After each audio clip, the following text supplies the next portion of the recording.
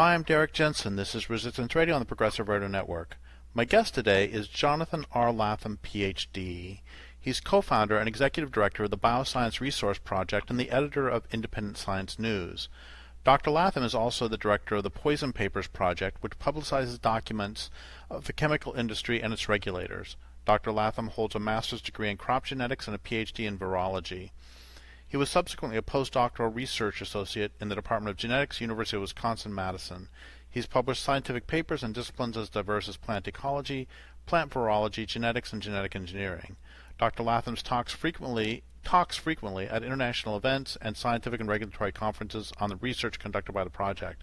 He's written for Truthout, MIT Technology Review, The Guardian, Resilience, and many other magazines and websites. Today, we talk about unexpected antibiotic resistance in gene-edited cattle. So can you start with the basics, like first, what is gene editing, what is antibiotic resistance, and then move into the current topic? Yeah, sure. That's not so simple, but the gene editing is a method that is, the biotech industry is presenting to be completely different from a GMO. So the idea of gene editing, as far as they're concerned, is that you put in an enzyme into a cell, and that enzyme changes the sequence of the DNA and then disappears, and then from that cell you grow up a plant or an animal which has been altered in a way that they intend. But many aspects, as this we'll find out in the course of this discussion, many aspects of that idea are essentially fraudulent, in that what these techniques really are is very, very similar to the old techniques of GMO and genetic engineering. And so what is happening in the case of these cows is that because what you're doing is essentially so similar to the old GMOs, they've ended up being exactly resembling old GMOs with basically foreign DNA inserted in them. And but the idea, the gene editing idea, is as much PR as anything else. That's why it's a little difficult for me to explain exactly what it is, because essentially it's a PR idea in at least as much as it's a new technology. So the idea of editing is that you just are changing a T to a C, or the equivalent in book writing or article writing of changing a D to an X or whatever. That is the kind of metaphor that they want to put into the public's head. But really this metaphor is so wildly different from the reality that it becomes actually difficult for somebody like me to explain what's going on. But essentially what they're really doing is what they did was they took a cow cell, basically an embryo, what would become an embryo. They inserted into that a set of enzymes and some foreign DNA, and this foreign DNA was intended to create a phenotype, basically a cow without horns. And but in order to do that, you couldn't just make a simple editing change. What you had to do was insert a whole sequence of DNA that's several hundred base pairs long. And in order to even generate that piece of DNA that's 200 base pairs long, what you need is a whole set of genetic sort of apparatuses, vehicles, DNA vehicles, to basically to organize that change and to grow up that piece of DNA. And what the company in this case didn't do is they didn't separate out the vehicle from the DNA change they wanted. So the vehicle, which has antibiotic resistance genes and so forth in it, ended up in the cows themselves.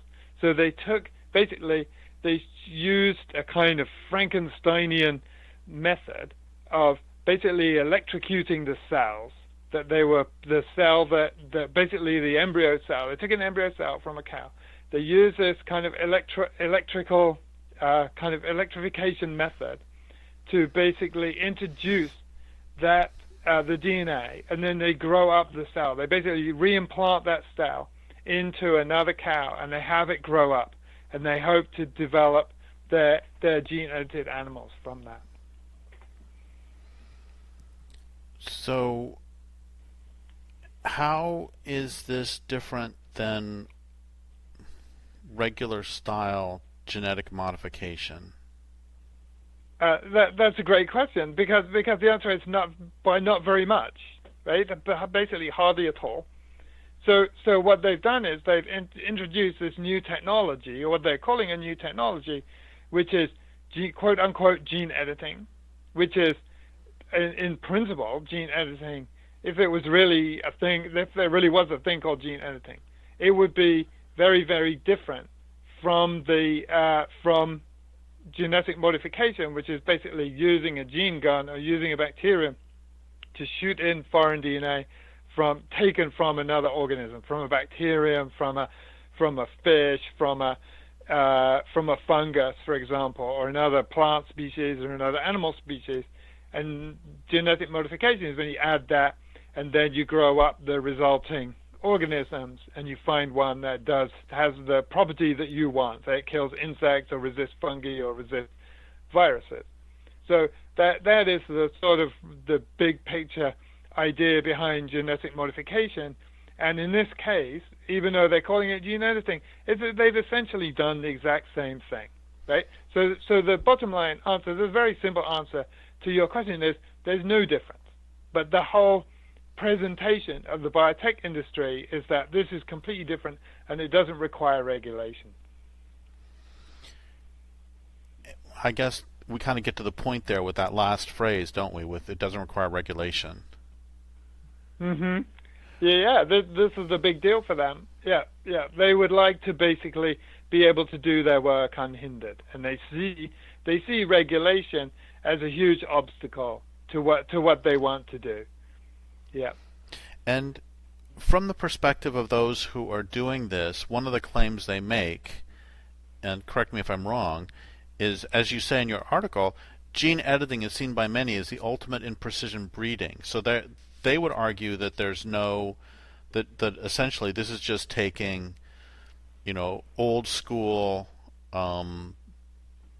breeding the best cows, or breeding in this case the cows with the with the more and more vestigial horn, or less and less horn, however you want to say it.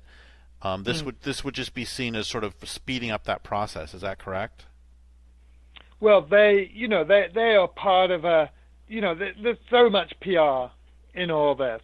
Do you know what I mean? It's quite difficult for us to separate out the reality because, there are some people who are trying to do something that's a little bit closer than what these cattle breeders were doing. That comes a little closer to actual editing.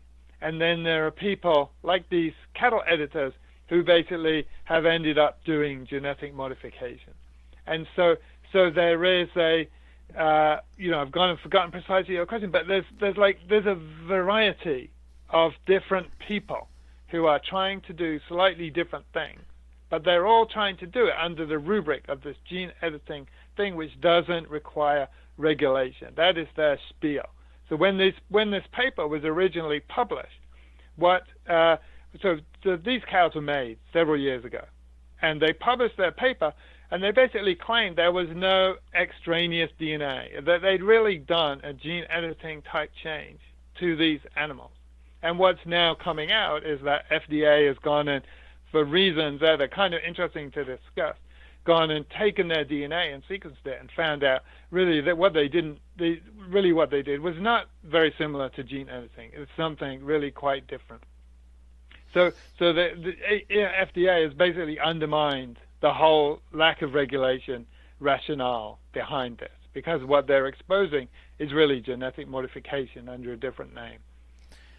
And in this specific case, what ended up happening, just sorry if this is a dense question, but one of the things that ended up happening is that the cattle had resistance to antibiotics in their very genes. And so does this mean that those cattle and then their offspring would be that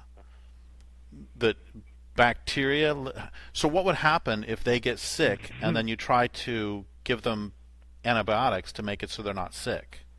Yeah. Well, there are a bunch of different answers to that, right? One is that, they're producing this gene that is, quote unquote, an antibiotic resistance gene, but it probably only really works in bacteria, right? So all of these proteins, every piece of DNA, despite the rhetoric, every piece of DNA requires its environment to work in. So if you take a gene from a bacterium and you put it into a cow, for example, it's likely not to do the same thing, or not likely not to function at all. So probably what happens inside these cattle is that the gene is either the protein that's coded for by the gene probably doesn't get produced, or if it does get produced, it doesn't work much, if at all. But what's interesting about these animals is that essentially you put a bacterial gene into them, and that what that means is that bacteria which live in their gut, which for example digest, gut cells all the time, like your gut sloughs off cells, they get digested by the bacteria that live inside your stomach. Those bacteria can take up that gene, and they may well find it useful. And in this case, there are actually two different antibacterial, antibiotic resistance genes in these cows. And those genes are present in every cell of the entire organism, right? So just as the hornless trait is in principle present in every cell of the whole organism, so are these antibiotic resistance genes. So this is one of the worries, that, inside the urine, inside the poop of the cows, when they're eaten by you, for example, then, if you eat a steak made from these cows, you will be eating the antibiotic resistance genes, and your bacteria in your stomach may decide to take those up, right? They may acquire them. And so this is the worry, really. It's not that the bacteria, the cows will be antibiotic resistant themselves. It's that the bacteria, any bacteria that come in contact with this cow, right, no matter where they are, whether if the cow gets, washed downstream in some, unusual accident or whatever, or it gets into your stomach, or it gets used as pet food, for example, wherever that animal flesh ends up, the bacterial resistance genes will also be there. Well, there's two directions to go with this. One of them is, can we talk about antibiotic resistance a little bit? And I want to come back specifically to gene editing in a moment, but can we talk about antibiotic resistance? Because it seems, I was just talking with a friend about this 2 days ago, that we are living in a very, very short blip of antibiotic usefulness, and it seems that is on a evolutionary scale coming to a close pretty quickly. Yeah, I think that there are, I'm not an expert in this, but, there are a whole ton of people who are concerned about antibiotic resistance. And there's very good reasons for that. And yet the animal industry, for example, the cow industry and the dairy industry and the pork industry, and the chicken industry, these industries are using these antibiotics in massive quantities. And the fish farming industry, by the way, too, using these antibiotics in huge quantities in ways that, basically medical doctors believe is totally inappropriate. And I would agree with that, yeah. And I know you're not an expert in this, but let's talk. I mean, people may not know this, so let's talk just a little bit more. Like I just read 2 days ago that antibiotic-resistant tuberculosis is very much on the upswing, and the same with some forms of sexually transmitted diseases. That there is increasingly, and my sister actually had to have part of her skull removed because she had MRSA that was completely antibiotic resistant, and they couldn't do anything. They could not get it. Was in her bone, and they couldn't get rid of it except through actually removing a small part of her skull. Yeah. I mean, my understanding is that this is becoming more and more common. People are getting overgrowth of in their guts, for example, of bacteria that, you take an antibiotic and it kills everything except the bacteria, a few bacteria in your stomach or a few bacterial types that have a resistance, and then all of a sudden you end up with a monoculture of bacteria in your stomach that are not good ones. And so there's many ways in which antibiotic resistance can be a problem, I guess, is what I'm saying. Let's go back to gene editing, and one of the problems with the scenario that you just laid out, if I'm understanding you correctly, and one reason I keep coming back to this is fairly complicated, and honestly I'm not quite understanding it. So one of the problems, let me know if this is correct, one of the problems is that we were told that this gene editing would not introduce would not lead to unforeseen side effects, and we're now finding that that's not true. Is this am I understanding correctly, or am I still missing it? Yeah, that is part of the paradigm, right? Part of the paradigm of genetic engineering was also that, you make one genetic change, you change one gene out of 40,000 that an organism might have, and that the essential final result is an organism that's merely changed in having less horns, or having, a resistance to a bug or a virus, or some, heat resistance. The same company that made these hornless cattle is also making heat-resistant cattle, which is an interesting thing in itself, because they basically want these animals to live closer to the equator. So that's something that we probably would want to think about questioning it, from the outset. But essentially, what originally was a story of genetic modification is that the changes are very specific.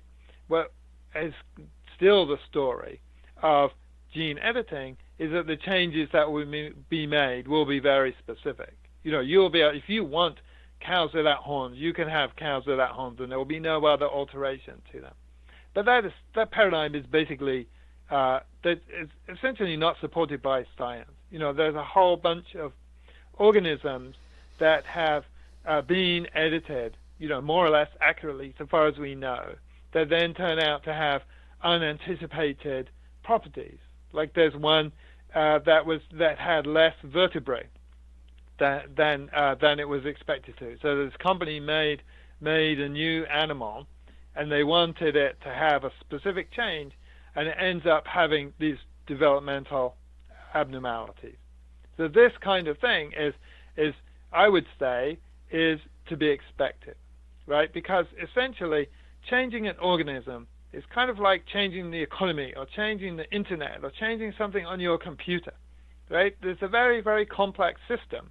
And if you go and change one thing on your computer, you remove one line of code, or you add a new line of code, you can't guarantee that there will be only one outcome. And this is the paradigm that we should apply to organisms. They're very complicated, so if you try to change them, there will be ramifications, right? And what the genetic engineers and the gene editors want you to believe is that there will be no ramifications from these changes.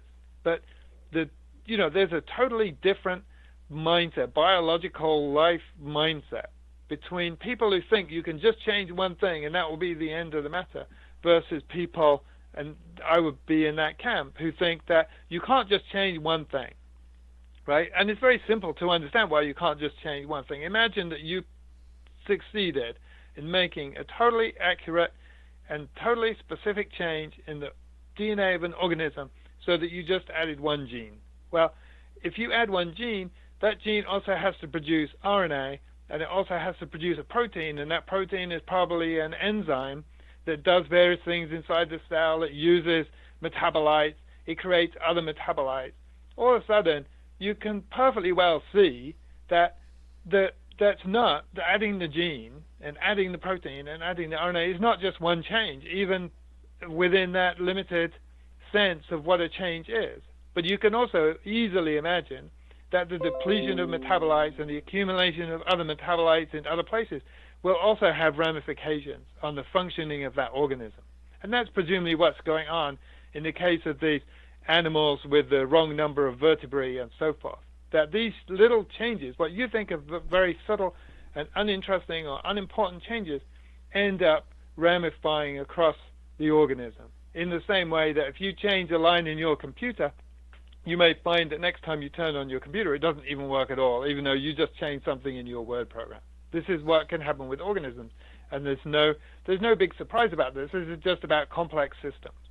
But so there's a whole bunch of people who nevertheless cling to the paradigm of precision change, which is basically they need to do in order to satisfy, let's think about this, the public, their investors, but also the regulators. Right? Everybody wants to believe in one way or another, who's in the industry at least, wants to believe in this idea of precision change, which is not supported ultimately by the science. Back in the 80s is when I grew to understand sort of a cultural hypocrisy about this, that that there was a downturn. I was living in the Pacific Northwest, and there was a downturn in the Japanese housing market, or maybe an upturn. I don't remember which. Doesn't matter. But the point is, everybody who lived in the region understood that the Japanese housing market affected the housing market in the timber country because it increased or decreased the demand for timber here. So the point is that everybody understood that the Japanese housing market affected life in Colville, Washington. And it seems that when you have the economy, people understand that there are these complex interactions, but suddenly when they get to the natural world, they think, oh, we can remove beavers and it won't make any difference, or we can remove wolves and it won't make any difference, or we can remove mosquitoes and it won't make any difference. And the same thing seems to apply at the genetic level. That it seems extraordinary to me that, I mean, there is this hypocrisy that they do understand how this works when it comes to protecting the economy, but then they get really stupid when it comes to protecting the natural world or protecting, or anyway, I'm just rambling. You can take that anywhere you want. No, this is what you identify is a really important point. We have a special set of laws, if you like, biological principles that we apply to the natural world that essentially attempt to deny that, what you just described, right? Is that, if you add these parts to an ecosystem or you take some away, that essentially it's either predictable or will make no difference. And these things are not true.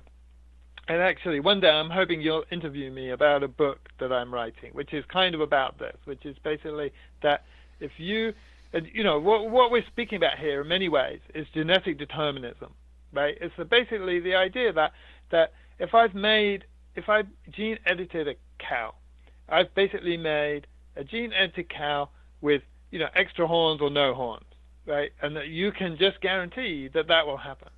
And essentially we have a whole, biological science essentially is devoted to generating that mythology around organisms, that you can basically make these single changes. And the way the organism basically works is our, theory of biology is that everything is determined, controlled, organized by a piece of a molecule, a biochemical called DNA, that exists inside the organism. And we try to build from that a whole theory of how humans function, how these cattle function, how wolves out in the wild function, that essentially flies in the face of a huge amount of evidence and data and reality. But we try to impose this standard. This is what we teach in school, right? For example, textbooks, they organize in many ways. They theorize around organisms in terms of DNA. So they will, for example, they will not teach students much, if anything, about ecology, but they will teach students a vast amount about DNA and the functioning of DNA and the central dogma and all these aspects of how the organism is supposed to work. that is basically incorrect, right? It's not even been discovered by biologists that organisms actually work this way. But we have a whole theory of biology which is designed to basically impose what ultimately is just a dogma, right, on the functioning of organisms. Organisms are really self-organizing complex systems. What they do is, if I poke you, for example, a whole bunch of things might happen, right? One is that you may just bounce back. I poke you in the stomach, and your tummy just bounces back, and absolutely nothing happens. Or I could poke you in a different place, and you might have a heart attack, or you might have, you might go blind, or you might get angry with me and poke me back, and we end up in a fight, right? This is how poking works, right? You make a subtle change, and sometimes nothing happens at all to that organism, and sometimes it flies into a rage and, crashes its car and dies or something. There's all these basic possibilities that can happen when you change an organism. And what our society basically is in many ways an attempt to deny those things, right? And what you're basically denying about the organism is free will, right? You're basically saying that organisms do not have free will, and you substitute theology, if you like, for that organisms having free will is this whole idea of genetic determinism, in which a wolf is a wolf is a wolf, and it doesn't matter if it's living in the city, and it doesn't matter if it's a country wolf, it doesn't matter if it's surrounded by its family or not, that it will just behave in these certain ways. And the same with people. We imagine that people are just people, and they have this kind of inwardly controlling way of being that is not affected by its environment. And that's not our observation, right? If you put people in a happy place, they'll be happy, and if you put them in an unhappy place, they'll be unhappy. It's really not the reality. But the whole of Western civilization really is based on this idea that these organisms are unchangeable, right? That you can basically you can do things to organisms, like you put them in prison, and you put them in prison because they're the same person they were 5 years ago who committed a murder or took drugs or whatever they were convicted of. That you can take this person 5 years later and you can put them in prison, and you're basically punishing them. But biological reality is that that organism that you put in prison after 5 years has firstly changed as a human being. It may not even agree with what it did in 5 years previously. May wish it hadn't, it may have repented, may have apologized, whatever it is. But the law doesn't care, right? But the other part of this is that biological organism, the molecules inside it are completely different, right? They almost have, your molecules turn over, I think, every roughly 8 weeks or so. They will turn over and you will be basically a different person. And so essentially you've got an organism that has a superficial resemblance to the one that it was 5 years ago, but really is totally different in its mindset, and certainly in its actual molecules that it's composed of. But if we didn't all agree on that point, then essentially our civilization wouldn't be able to function in the way that it currently does.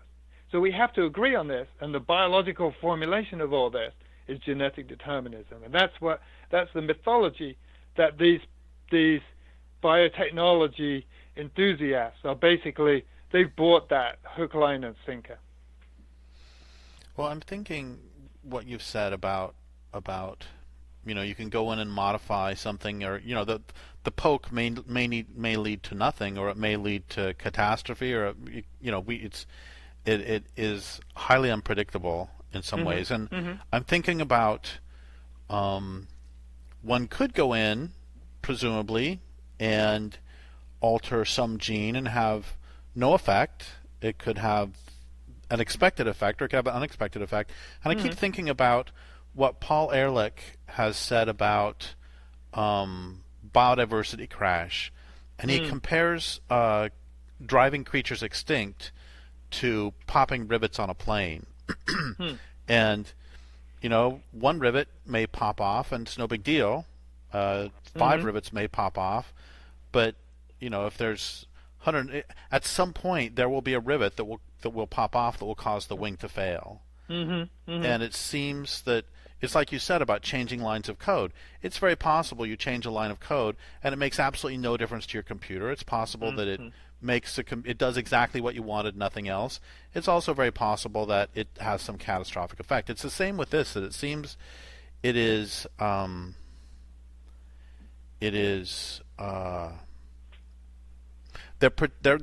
just reiterating what you said, that they're pretending it's predictable when it's not.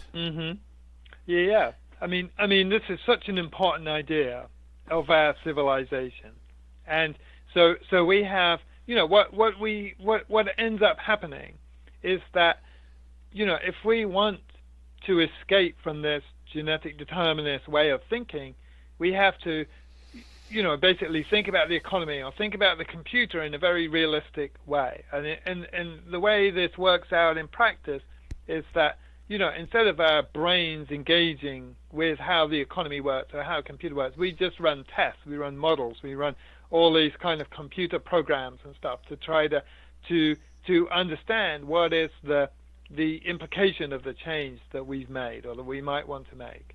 But essentially, the human brain, and nobody is basically competent to understand the changes that the effects that a single change will make, right? If you've got a complex system with, hundreds of moving parts, there's no way of you actually predicting what will happen.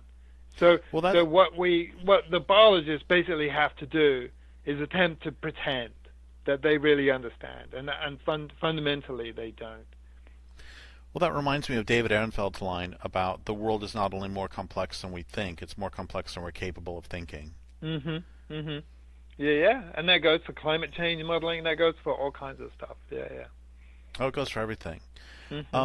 Another part of this is I keep wondering if, there's a different direction I want to go first, which is that this is actually inherent in sort of, and my first degree was in physics, so I understand science okay.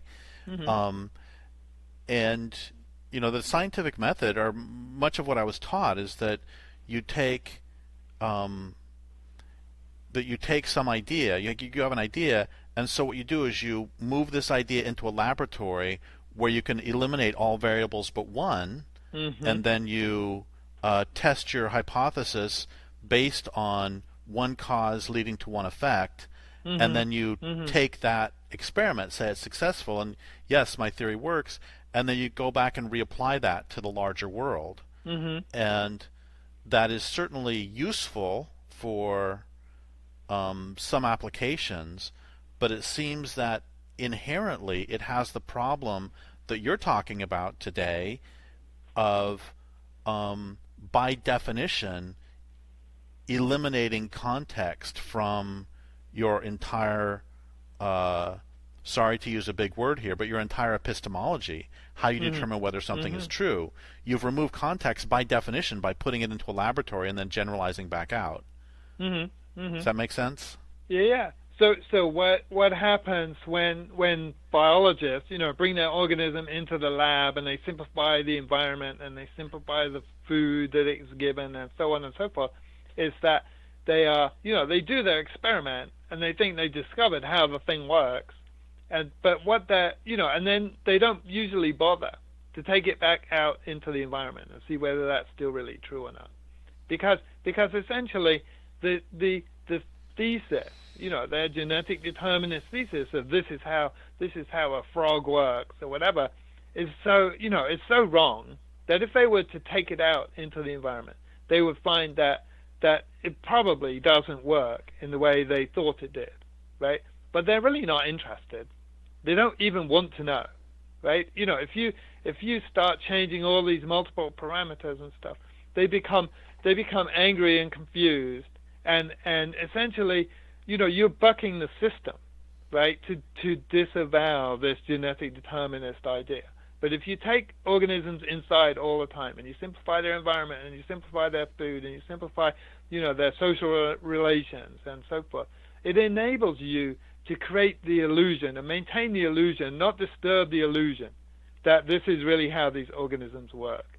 Because everybody, every scientist is taking their certain species into the lab. So you have your Drosophila, right? If you read the Drosophila literature, this is the fruit fly. You read the literature, everyone keeps their animals under the same conditions. They're all keeping them at 25 degrees C on a defined medium in a cage of a certain dimension with a, programmed day lengths and so on and so forth. Everybody is doing that. And if you start doing experiments outside of those parameters, you become kind of an outcast. You become a weirdo. People lose interest in what you do. So there's this whole kind of set of norms and values that people have that are kind of interlinked with each other in this very complex way to not disturb the whole kind of thesis, because it's so easily disturbed. It's so obviously wrong that you have to have these norms and expectations and social control mechanisms really to kind of maintain it as an illusion. I know I keep hammering this, but I think this is such an important point that that the unintended consequences, which is in some ways what we're talking about here, with they thought they were just going to make them cattle without horns, and they added this antibiotic resistance to it. It ended up in there. That my life is a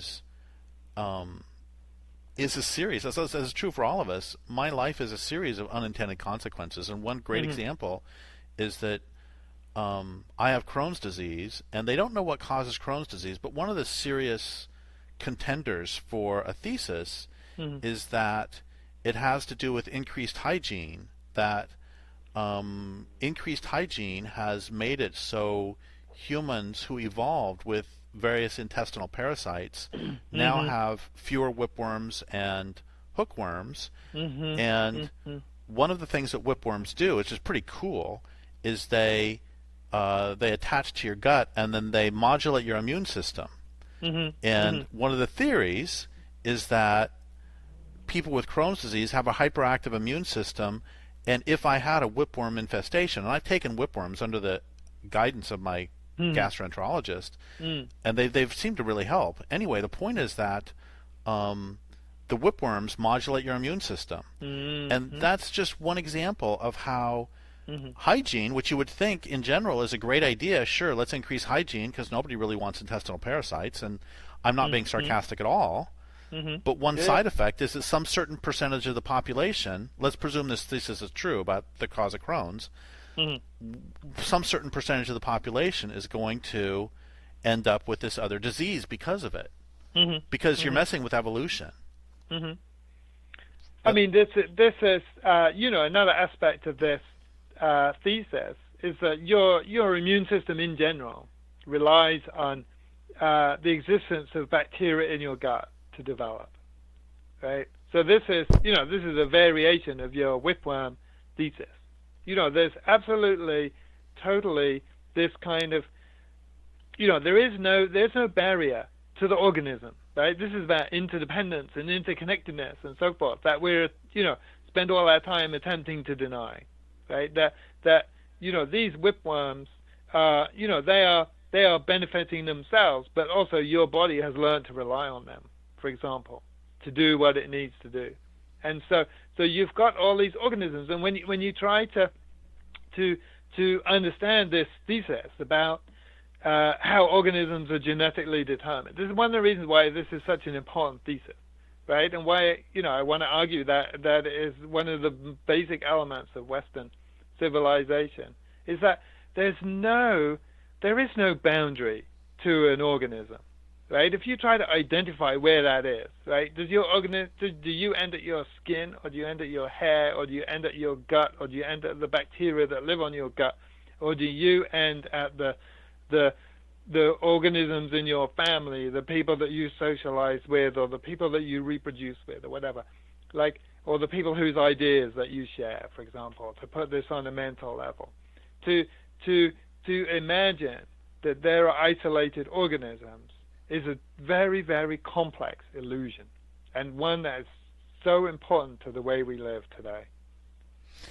I wrote a book back in 2005 or 2006 or somewhere in there about zoos. And one of the things I said was that zoos teach us a really awful lesson. They teach us a bunch of awful lessons. And one of the awful lessons they teach us is that you can remove a wolverine from a forest and still have a wolverine. And you can put a wolverine in a cage and it is still a wolverine. And that's presuming that a wolverine is just a sack of DNA, a first sack full of DNA. So I think that you and I are completely agreeing on this. That I think that if you take a wolverine out of a forest, you no longer have a wolverine. You have this miserable creature in a cage. Yeah, that will get repetitive. Will basically become mentally ill, for example. Yeah. Right. Yeah. And another thing that I just have to every time we have a conversation, I want to bring this up, and I don't think I brought it up yet. It's like, have none of these scientists ever read The Myth of Icarus?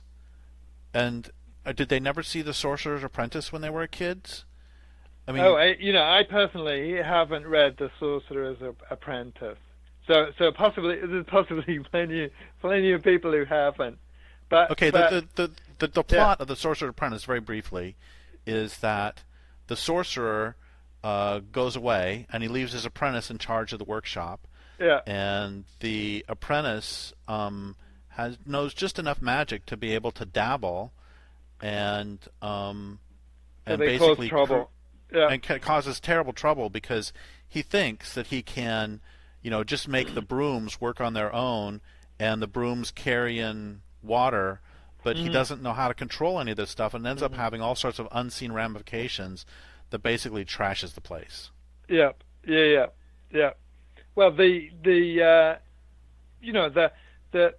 you have to, if you want to make change in the world, you've got a few fairly simple choices. One is that you can pretend to people that you can understand what's going to happen when you make the change, or you can tell people really you have no idea. And the reality is that we have no idea in 99% of cases. And so, but if you're going to do that, if you're going to make that change and say you have no idea, how many people are going to go along with what you want to do? The answer is not very many, because you probably are doing it because you're the beneficiary, right? And so it's totally necessary for these scientists to believe in this myth and disregard Icarus and sorcerers and all the rest of these, stories that we have and the precautionary principle and so on and so forth. The theoretical and social feedback that they, presumably get from their friends or whatever it is, they have to ignore these stories and these ideas. And so if they do read The Sorcerer's Apprentice, they quickly attempt to forget it. And you really hit the core of it when you said when they benefit, because one of the things that always strikes me about whenever we talk about so-called unintended consequences is the first thing I think about is dams. And there are even people who call themselves environmentalists, there are a few who say who are not opposed to dams, but everybody understands that dams kill anadromous fish and they kill the lands they inundate. Those aren't really if you have salmon run up a river and then you put a dam in, it doesn't take a cognitive giant to figure out that it will not be an unintended consequence, an unanticipated consequence, that the salmon can't go past the dam. It's just or if you bathe the world in endocrine disruptors, that's going to have some effect. I don't understand. No, the same thing is happening with these recombinetics cattle, right? It's a total no-brainer, right? They've basically they've taken a medium and they've taken a cow cell and they've put two types of DNA into the medium before they, shock it with the electricity. Basically try to get the DNA into the cell. They put DNA they want to be in the cell in there with DNA they don't want to be in there. And instead of purifying away the DNA that they didn't want to, they're just, presumably cowboys, they just stuck in, they basically failed to separate the two kinds of DNA, and so they both end up in the final product. It's so obvious, it's almost unbelievable that they would do this, but they did it. And they did two things. They put it in there in the first place, and then they didn't check that it was absent when they made the animal, right? So they made two mistakes, and they're both incredibly obvious things to do wrong, but they did them anyways. And this is what's kind of interesting about these people, is that everybody is pretending that these kinds of mistakes won't get made, and nobody more than the company themselves. They actually put the DNA into the solution. They got in there, and that they didn't want to be there. And Brazil apparently now has cancelled they had a project in Brazil, which the Brazilian government has now cancelled because of this discovery. You know, it just, I don't know about you, but I know in my own personal life that, I mean, if there is a mistake that I can make, I mean, if you know, if I'm working on a car, if it is possible for me at some point to drop a wrench, I will drop a wrench. Mm-hmm. And this is just something that if you're working on things, you take into account you take into account that various mistakes can be made. Yeah. And yeah. Okay, so we have like 2 or 3 minutes left, and can you spend? And okay, so you have two choices: either sum up some other way, or maybe end by talking a little bit. You mentioned the precautionary principle, and if you think it's appropriate, can you end by talking about the precautionary principle a little bit, or again, you can go a different direction. Well, you know, I would like to talk about the precautionary principle because, you know, this is something about which we have cognitive dissonance, right? What these people need is a precautionary principle. Of course, this extra DNA is likely to get in there because they put it in the solution in the first place. What's interesting about the precautionary principle is that all these companies, you know, Cargill or Monsanto, they will, you know, if you bring up, you know, try to put into some piece of international or national legislation something about the precautionary principle, they will totally, you know, attempt to blow you away. They won't even let you use the wording and so on and so forth. They will really go utterly ballistic. And yeah, they use the precautionary principle all the time, right? When they want to put out a new product, they make sure, you know, they try to clear away the opposition. They try to head off, potentially upset investors. They basically use the precautionary principle all over the place. You know, when they try to, you know, frame it in a nice way for the media and so on and so forth, what you're doing is employing the precautionary principle to do something. And yet, when it comes to public safety and protecting the environment, they totally ignore and, in fact, will vehemently deny any interest in the precautionary principles. I just want to bring up that kind of double standard. You know, we talked about double standards a couple of times, but I think the precautionary principle, which they, you know, treat so rudely in the media and so forth, is totally one of those examples, a classic. Yeah, the precautionary principle applies to we will not do anything that will harm our profitability. It does not apply to we will not do anything that harms the real world. Yeah. That's the double standard. Yeah. Well, thank you so much for this. I think this is going to be really important for people to hear, and I would like to thank listeners for listening. My guest today has been Jonathan Latham. This is Derek Jensen for Resistance Radio on the Progressive Radio Network. Thanks for your questions, Derek.